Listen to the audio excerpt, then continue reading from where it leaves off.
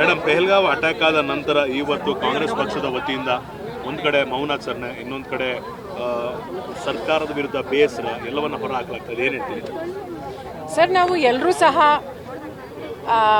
ನಾಗರಿಕರಾಗಿ, ಮೊದಲನೇದಾಗಿ ಭಾರತೀಯರಾಗಿ, ಆಮೇಲೆ ಕಾಂಗ್ರೆಸ್ ಪಕ್ಷದ ಎಲ್ಲ ನಮ್ಮ ನಾಯಕರು ಇಮಿಡಿಯೇಟಾಗಿ ನಮ್ಮ ಖರ್ಗೆ ಸರ್ ಇರ್ಬೋದು, ರಾಹುಲ್ ಗಾಂಧಿಯವರು ಇರ್ಬೋದು, ಎಲ್ಲರೂ ನಮ್ಮ ರಾಜ್ಯದಲ್ಲೂ ಸಹ ಪ್ರತಿಯೊಂದು ನಮ್ಮ ಭಾಗದಲ್ಲೂ ಸಹ ನೋಡಿ, ನಮಗೆ ಎಲ್ರಿಗೂ ಇದು ನಾವು ನೋಡಿದ ತಕ್ಷಣ ಭಾಳ ನಿಜವಾಗ್ಲೂ ಬೇಸರ ಆಯಿತು. ಇದು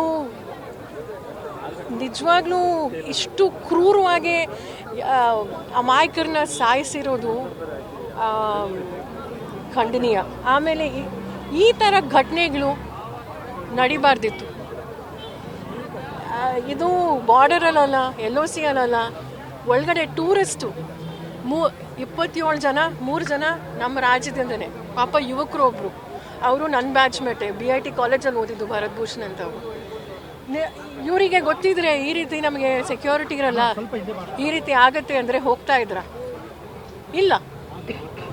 ಅದಕ್ಕೆ ಎಲ್ಲೋ ಒಂದು ಕಡೆ ನೋಡಿ, ನಿಜವಾಗ್ಲೂ ನಾನು 2 ದಿವಸ ನನಗೆ ಅಷ್ಟು ಬೇಸರ ಆಯಿತು, ಆಮೇಲೆ ಕೋಪ ಬರ್ತಾ ಇದೆ ನನಗೆ.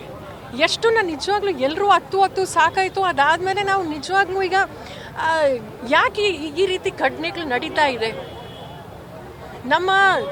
ನಮ್ಮ ದೇಶ ವಿಶ್ವಗುರು ಅಂತ ಹೇಳ್ಕೊತಾರೆ ನಮ್ಮ ಪ್ರಧಾನ ಬಗ್ಗೆ ಒಂಚೂರು ಮಾಹಿತಿ ಬಂದಿಲ್ವಾ? Absolute failure of intelligence. ಅದೊಂದೇ ಅಲ್ಲ, ರೆಕ್ರೂಟ್ಮೆಂಟ್ ಸರಿಯಾಗಿ ಆಗಿಲ್ಲ ಅಂತ ಕೇಳ್ಪಟ್ವಿ ನಾವು. 1,00,000 ಜನ. ಆಮೇಲೆ ಅಗ್ನಿವೀರ್ ಬಗ್ಗೆನೂ ತಮಗೆ ಗೊತ್ತಿದೆ.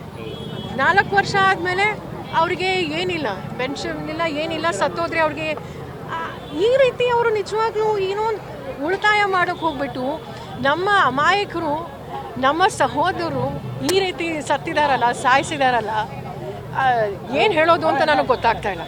ಇದು ನಾನಾಗಲಿ ನೀವಾಗಲಿ ಇದು ಧರ್ಮದ ಪ್ರಶ್ನೆ ಅಲ್ಲ, ರಾಜ್ಯದ ಪ್ರಶ್ನೆ ಇಲ್ಲ, ಯಾವುದ್ರ ಪ್ರಶ್ನೆನೂ ಅಲ್ಲ.